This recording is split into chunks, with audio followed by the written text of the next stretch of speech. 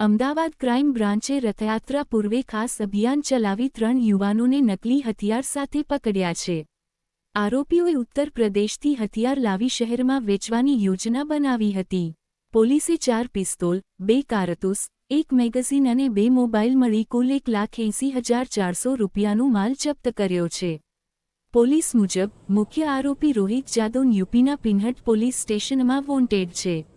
આરોપીઓએ પૂછપરછમાં ગુનો કબૂલ્યો છે।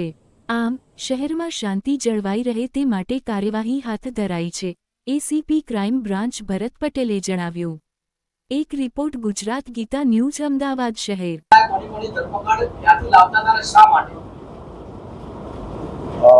આગામી રથયાત્રા 2026ના અનુસંધાને છેલ્લા 1 મહિનાથી ક્રાઇમ બ્રાન્ચ દ્વારા શહેરમાં કાયદો અને વ્યવસ્થાની પરિસ્થિતિ જળવાઈ રહે અને આ તહેવાર જે છે એ શાંતિપૂર્ણ રીતે ઉજવાય તે માટે તકેદારીના ભાગરૂપે ક્રાઇમ બ્રાન્ચની ટીમો સતત પેટ્રોલિંગમાં અને જે ગેરકાયદેસર પ્રવૃત્તિઓ છે શોધી કાઢવા માટે સતત કાર્યરત છે।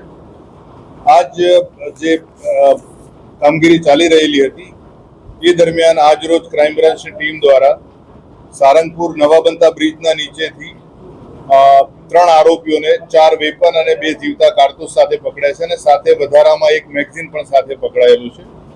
આ જે 3 આરોપી પકડાયા છે આજે એ ત્રણેય આરોપી રોહિત જીતેન્દ્રસિંહ જાદવ જે બાહ તાલુકાનો આગ્રા જિલ્લાનો વતની છે ઉત્તર પ્રદેશનો, ભોલા ફરેન્દ્રસિંહ પદમસિંહ તોમર એ ભદ્રોલી અને એ જ તાલુકા જિલ્લાનો વતની છે, અને શિવમ સુનિલ મુન્નાલાલ શર્મા એ પણ ભાદરોલી અને આગ્રાનો છે વતની જિલ્લાનો।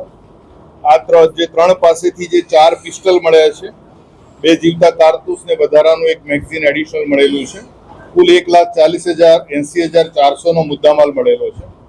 આ ત્રણેય જે આરોપી જે છે એમની સરેરાશ ઉંમર જે છે એ 20 થી 22 વર્ષની છે। પહેલા આરોપીની ઉંમર 20 વર્ષ છે, બીજાની 21 અને ત્રીજાની 22 વર્ષની છે। આ જે હથિયાર જે અત્યારે લાવ્યા છે લોકો અને એમના વિરુદ્ધનો જે ગુનો દાખલ થયેલો છે, પ્રાથમિક પૂછપરછમાં ત્રણેય આરોપી દ્વારા જણાવવામાં આવેલું છે કે આ લોકો જે આરોપી નંબર 1 છે રોહિત છે એની આગેવાની હેઠળ આ જ પ્રકારના હથિયારો લઈ ગુજરાતમાં આવવું અને ત્યાં અહીં આવીને વેચાણ કરવા માટે એ લોકો આવેલા હતા।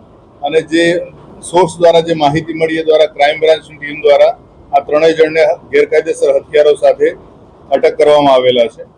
આ જે 3 આરોપી છે પકડાયેલામાં 1 આરોપી જે રોહિત છે એના વિરુદ્ધ બસોની પોલીસ સ્ટેશન અને બાહ પોલીસ સ્ટેશનમાં 5 થી વધુ ગુના નોંધાયેલા છે અને એ અલગ અલગ હેડ હેઠળના ગુના નોંધાયેલા છે। એટલે એ યુવા વયથી જ જે ગુનાખોરીની પ્રવૃત્તિ છે એમાં સંડોવાયેલો છે।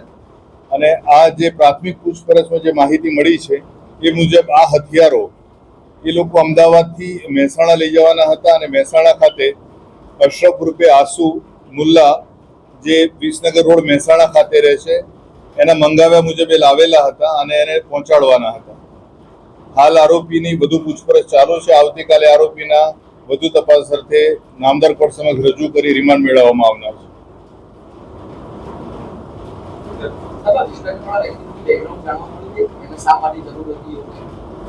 આ જે આરોપી નંબર 1 જે છે મુકેશ રોહિતના વિરુદ્ધ અત્યાર સુધીમાં એના જ વતનમાં એટલે કે એના જિલ્લામાં 4 થી વધુ ગુના નોંધાયેલા છે, રાયોટિંગ છે, લૂંટના ગુના નોંધાયેલા છે અને સાથે હથિયારની હેરાફેરીના પણ ગુના નોંધાયેલા છે। અને ત્યાં પણ 2 કેસમાં એ વોન્ટેડ છે અને ત્યાંની પોલીસને પણ આ લોકોની જે અત્યારે ધરપકડ થઈ છે તે અંગેની જાણ કરવામાં આવેલી છે।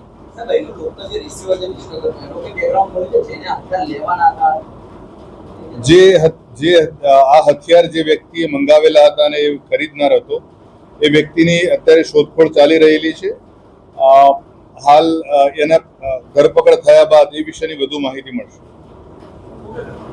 Thank you.